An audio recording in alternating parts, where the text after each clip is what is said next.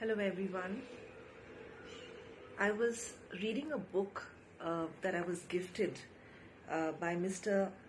Mahesh Prabhu, and this book is about Chanakya Kautilya. So, the chapter I was reading is what I wanted to share with you, and I think it becomes very relevant, especially this whole, actually last year, 2020, we spent in isolation. We all heard the word isolation so much. We heard the word quarantine. A lot of people were forced into mandatory isolation because of COVID. And more or less, we heard the words like social distance. We didn't meet our friends, our family, and were pretty much left on our own. And so, this particular chapter that I'm going to read out to you, a part of it, I really wanted to share it with you. It's called Ekant, the Power of Isolation.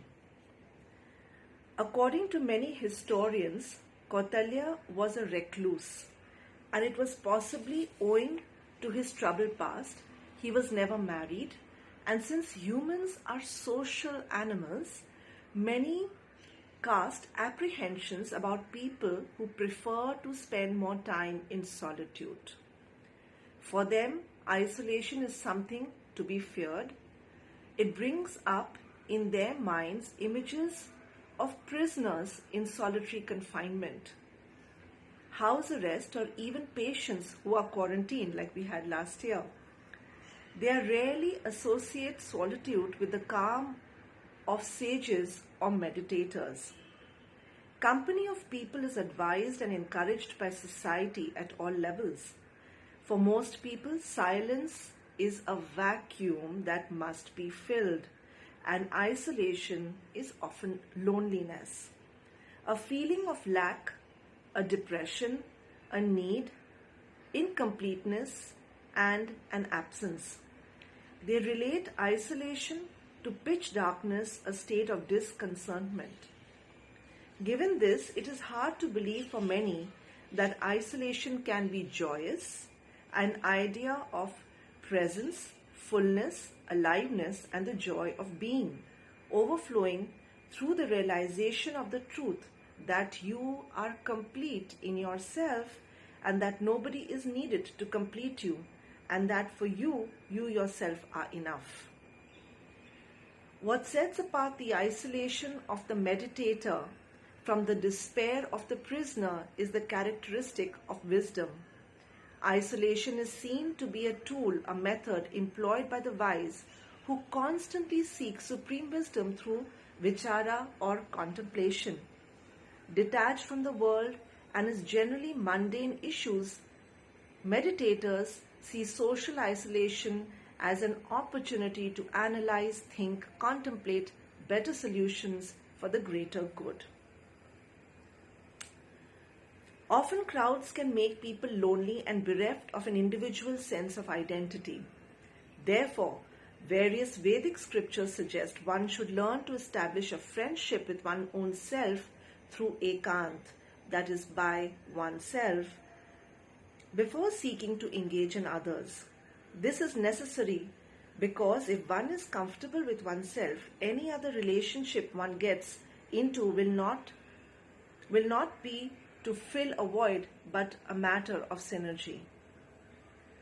It also suggests that through ekant or isolation, an individual can elevate oneself by one's own mind. The mind is then seen as a friend of the wise, the enemy of the unwise. Also, for the one who has conquered his mind, their mind is the best of friends, but for the ones who have failed to do so, the mind becomes the worst enemy. I really wanted to share this because I think a lot of us, all of us got the opportunity to really be by ourselves. And yes, we were with families, but a lot of us found ourselves very cut off from the busyness of life, the constant need and compulsion to socialize with other people. As I said, we spent a lot of time even on our own. And I think it was a great opportunity. And we may get opportunities like this in the future, whether it is on an individual level or even socially. We don't know what lies ahead, and we might get opportunities to be on our own. And instead of looking at it and trying to fill the part that says that, we try to fill the silence, the void of silence through constant activity, we constantly fill in this silence, is really an opportunity missed. And I think silence itself has greater potential of healing than words. And getting to know yourself without the distraction of cell phones, televisions, and yes, we don't meet people, but we fill it with television, with constant noise, chatter, news. But really to spend, and I think it's a great practice that we do this even every day, no matter what, that we make sure that we take about maybe 5 and then increase it to 10 and then 15 minutes or even longer. Start with those baby steps and sit by ourselves doing nothing. Personally, I feel we will go through a lot of busyness of our own mind, and that's all right, before we declutter and it all comes out.